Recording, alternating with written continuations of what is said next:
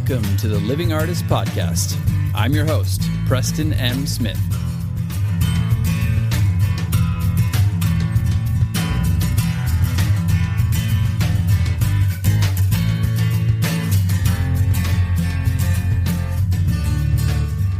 Hey, everybody.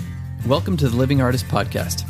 I'm Preston M. Smith, at PMS Artwork everywhere on internet land and socials. I want to thank you for landing on this podcast.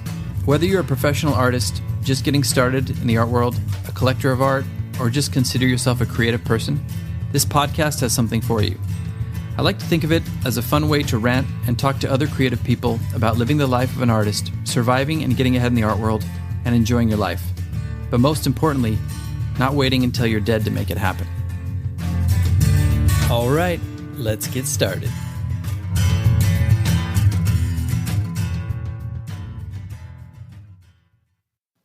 Hey, everybody. Welcome back to the podcast. I'm just checking in on you. How are ya? You know what? I don't really feel like doing the Bill Burr voice right now. Hey, Preston. Yeah, Mumford, what is it? Yeah, I just wanted to let you know I've been working on a jingle for the podcast. Would you like to hear it? Yeah, sure. Why not? I mean, I was getting into the podcast, but shoot, go for it. Okay, here we go. Baby. We gotta listen to the Living Artist Podcast. Mumford, And Mumford. we listen Hey, to it more. Mumford. That's actually a song already. That's a melody from another song called Electric Avenue. Oh, it is? Okay, that's weird. Yeah. Well, I have another one prepared. Let me give you this one a try. Okay. Who could it be talking in my ear? Talk. Oh. It's just some dude. You have nothing to fear. Mumford. That's also another melody to another song by Men at Work. I'm kind of starting to get the impression that you're just making up words over old 80s songs. That's absurd. That's an outrageous claim. That's outrageous. Oh, okay.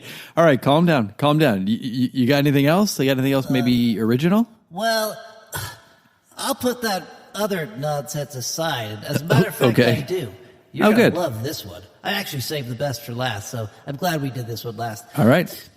I'm so happy because today I found a podcast that I can listen to. You're unhappy because you haven't found one of your own. Well, that's not my fault. What do you think about that one so far? You know what? It's perfect. Thank you so much for all your hard work. Yes. We'll be in touch. I know you'd find that one spectacular. I just got one thing to say. Nailed it. All right, I'm out of here. So long, suckers.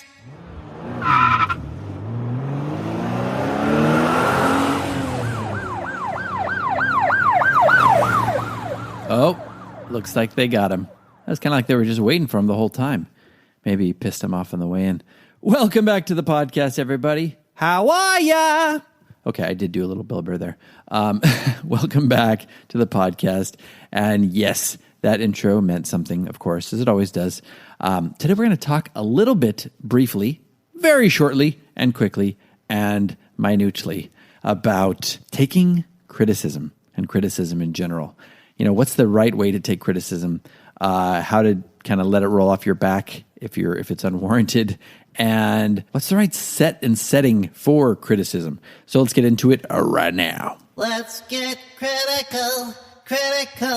I want to get critical. All right. That's enough. He snuck back in there. He's a slippery one. All right, so we're going to talk about getting critical and criticism in general. Now, this is really kind of important because, look, people have always been critics, right? All artists have had to deal with criticism, good, warranted criticism, and completely out of left field, everyone's a critic criticism. And look, it exists, so we're going to talk about how to deal with it. First and foremost, nobody likes a critic that just comes out of the blue and gives unwarranted, didactic, over-the-top criticism to you. Nobody likes that. So if you're doing that, stop that shit. And if it's happening to you on social media with people who are just mean-spirited or kind of trolling you, There's a really easy way to deal with that. It's called the block. You just block them. There are some people, if it's a friend or whatever, and, maybe you asked for it or you put a piece out there and you're like, what do you think? And then somebody gives some criticism. That's different. That's not what I'm talking about. I'm talking about, you're sharing your work and somebody just comes in out of left field and just tears it apart for no reason, just to be mean-spirited. That kind of shit we don't want. It's not necessary. It's not productive. It's none of those things. It's just an unhappy person trying to feel a little bit better for a microsecond when they tear down you and your work and make you have a shittier day. So those people you don't really need to keep around. You just block them. As artists, we have always had to take criticism in general. If you go up through school or you get an MFA program, like I went through a program at school, I didn't go through an MFA, but I did do my bachelor's in theater and fine art. And I had my fair share of criticism from teachers. And there were parts where we'd have to finish a piece and we'd put it up in front of the class and everybody would say what they liked about it, what they didn't like about it. The teacher would talk about it. Sometimes they would tear it apart. Sometimes this can be really harsh. And most of the time when it's done well, it's for your growth, right? It's supposed to be something that you can take and tweak and grow from all this, feedback. Apply it. Some teachers can fall into that category of mean-spirited. And some of those people do also, they're human beings too.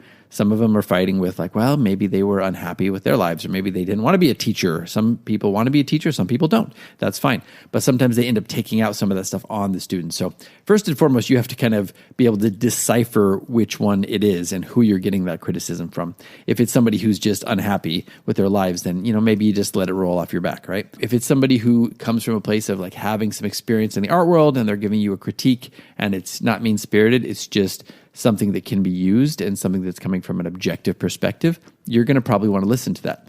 Especially in a school setting, that's what you kind of signed up for. You're trying to get better. You're trying to develop your skills. Same thing goes for critique groups, right? You're going to be joining critique groups sometimes as an artist. I know a lot of artists, even through Shockbox, wanted to do a critique group. I never joined a critique group at that point because I'd already been through those groups before. I'd already had my fair share of criticism. I felt like I was pretty solid with what I was trying to say with my work at that time. I felt like I had the ability to critique my own stuff after many years. Look, sometimes even I need critiques and sometimes I will ask for it. Like I'll ask my wife or I'll ask somebody who knows me or knows my work well. Sometimes I will ask that, and that's a warranted criticism. But I don't really like to throw myself into that critique anymore, like the critique groups, but it does have its place. And for some artists who are really willing to look at their work objectively and grow, and they want to hear other people's perspectives, joining your critique group is great. That can really serve its purpose. Now, you have to be sure that you're kind of curating your critique group well. You want to make sure that you have people in there that you admire or that you at least respect their perspective or their point of view. Because you can just join a critique group that's full of unhappy people who are just going to spit bile at you. You don't want that either. You want it to be a group of people who you admire, who you respect their work and their experience, because then you're going to grow from that. You don't really want to have also a critique group of people who are at an earlier stage than you are. You always want to be shooting for something a little bit higher. So go for people who have achieved something in the art world or who've at least done it for a while, longer than you, been in shows, cut their teeth in the art world. Then you're going to get some, perspectives that maybe you can glean some quality criticism from. So that's just getting critiques and getting, criticism in school and in self-sought out critique groups. Now, let's shift a little bit and talk about criticism that comes from just showing your work in general. This is one of my least favorite things about being an artist, if I'm being honest, is just unwanted or unwarranted criticism. Just by the nature of putting your work out there as an artist to the public eye, you are going to get criticism. You can't help but get criticism from somebody looking at your work. They might not voice it, but they're giving you criticism. Sometimes it's constructive. Sometimes people just love it. That's their response. But people are going to automatically look at something and go, interesting. What does this mean? What are they trying to say? Oh, maybe I could have done this better. Or, why did they choose this color? Or this perspective's a little off, or blah, blah, blah. You're going to get some of this. One of my favorites is for artists because we do develop our own distinct style. And sometimes we build a style off of some stuff we've seen in the past, a bunch of artists. It's like an amalgamation of stuff that we've seen, and then we've kind of filtered that through our own lens and come up with their own thing. And some people will very quickly just try to compare you to somebody. Oh, this artist is just like Basquiat, or oh, this artist paints like Pollock, or oh, this artist sculpts like Giacometti, or oh, this artist. Sometimes I get like Richter. And yeah, while I see the comparison, there are some things like I actually started painting like that before I even knew who Gerhard Richter was. And, I do like his work, but I also have a lot of aspects to my work that are different. And I think sometimes that's just a little bit of like a shortcut to thinking. People want to categorize things. People want to be able to see what your artwork looks like and put it in a category and go, oh, this person paints like this, or oh, this person takes photography or photographs like this person. You know what I mean? I think that's very common for human beings to do. It happens with acting. It's like for many years, many method actors who would be like, oh, this person's acting like Brando, or this person's trying to do Meryl Streep or something. And what it just means is that these people are aware of these artists who've come before them, and they've learned from them, and then they've ended up, adopting some of the techniques and put it into their own work. But just to say somebody is a copy of this, or, oh, this athlete is the next Jordan, you're basically just saying this athlete is good and is doing a lot of really good stuff from a defensive standpoint, from an offensive standpoint, from a basketball knowledge standpoint, and then you're just comparing them to the greatest who came before them. So I can understand categorizing people and putting them into a group, and I can understand wanting that to make sense to you as a consumer or as a collector or as a viewer. But you shouldn't let that kind of seep into your conscience and be like, oh, that's all that person is saying I am, because it's just their way of putting you into a file in their own brain. So, you got to go into it with a little bit of a thick skin and go, okay, I'm going to get some of that. I'm going to get some criticism online on social media, just because the very nature of being on social media, you're going to get some trolls from time to time. I've been pretty lucky. I don't get a lot of that anymore. I got some of that when I told you, like I was on eBay at the beginning and stuff like that. I would get some real trolls on there for no reason, just people who are maniacs, like lunatics that came out of the woodwork, who are just like going after you for no reason. You're like, would you have a life? But, so at that time I was a little bit greener when it came to art, and I would let that bother me. But I don't really do that stuff anymore. I've evolved in many ways. I do a lot of my stuff on kind of curated social media that I like, and I don't really get a lot of that anymore, so I'm pretty lucky. But from time to time, you'll get somebody who will just pop up in your feed and who will just say something snarky or shitty, and you just have to objectively look at this person and go, is this coming from a place of merit, or is this just coming from a place of anger and bile and hatred? And if it just falls into that group, you just block the person or you delete the comment. Maybe you give them another chance. If they do it again, you block them. It's very easy to filter those people out. I am not saying do not take criticism. There is a place for criticism, as I've said before. And on social media, sometimes every once in a while, you're going to get somebody who says something that maybe you're in a bad mood and you go, oh, man. But then if you really reflect on it after some time, you go, you know what? There is some merit to what they said. I trust this person. I trust their work. And I do see some validity to what they're saying in that comment. So you kind of like let it simmer for a little while, let it percolate, and then you revisit and go, is that true? The one thing I really want to say is, just like everything else we talk about in this podcast, you have to develop a little bit of a thick skin as an artist.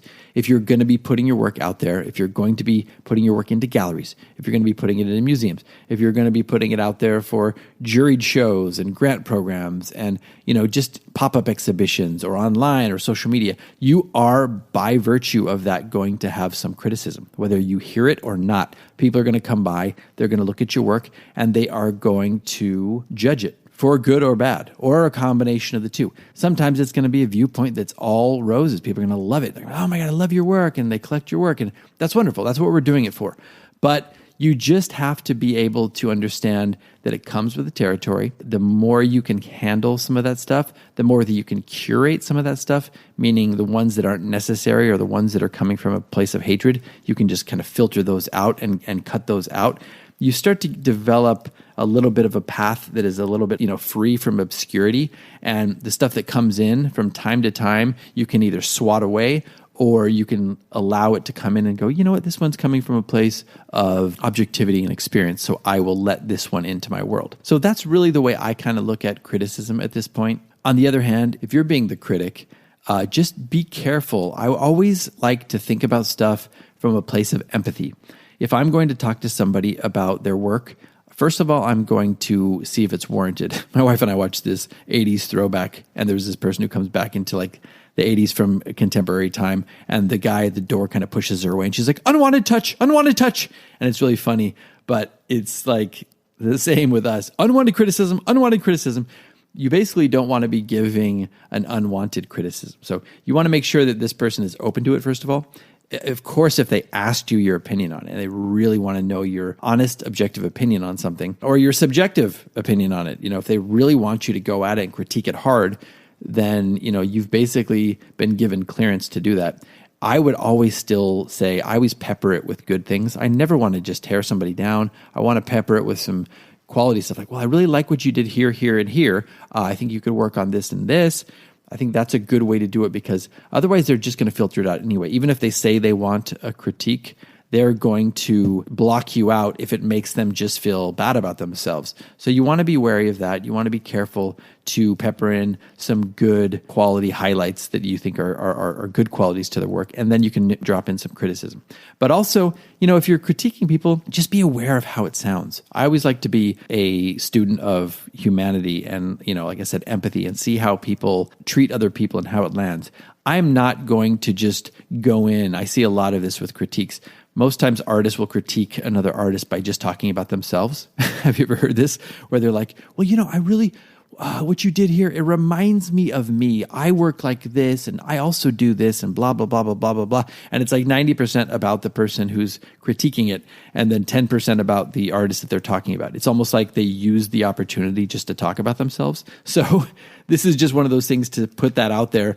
If you're one of those people, just be aware of it, because that's also really not going to be listened to, because the artist is just going to be like, oh, this person's just talking about themselves. I want somebody who's actually going to be able to hold some space for my art and actually look at my art and give an objective perspective on it that is valid, but it's giving it space. It's not just a mouthpiece for this artist to talk about themselves, or to just suck all the oxygen out of the room, or just to be a dick for no reason. My wife and I go to this coffee shop in Calabasas, and one of their slogans is, don't be a dick. So, don't be a dick. Just think about how you'd want to be treated as an artist if you're getting a critique, and apply that to when you're giving critiques to other artists. That's just a little bit about criticism in the art world. There's obviously a lot more. We could go down the rabbit hole, and I could share with you some really great stuff I've gotten in the past and some really bad stuff in the past, but I think you get the idea, and we're going to leave it at this for now. Hope you liked the episode. Reach out to me on social media as always. Let me know what you thought about it. If you have anything you'd like to add or share, like a funny story or whatnot. Otherwise, hope you're having a good week, and we will catch you on next episode. Okay. I got it. I've been working on it, and I got it. Ready? Good take a lot to drag me away for the podcast. There's nothing another living artist can understand. I bless the rains in the studio. Gonna take a while to learn the things we never had. Ooh, we nailed it.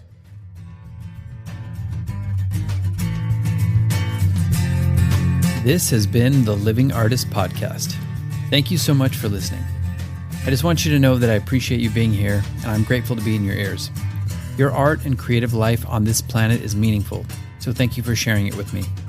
If you like this podcast, whatever platform you're listening to it on, please subscribe and share it with your friends. You can also leave me a positive review to show your support. This helps me to reach more people with the algorithmic magic and keep the show going strong. If you want to see more of what I do and check out the art that I create, you can visit my website at www.pmsartwork.com or follow me on social media everywhere at PMS Artwork. That's it for now. See you back here next time.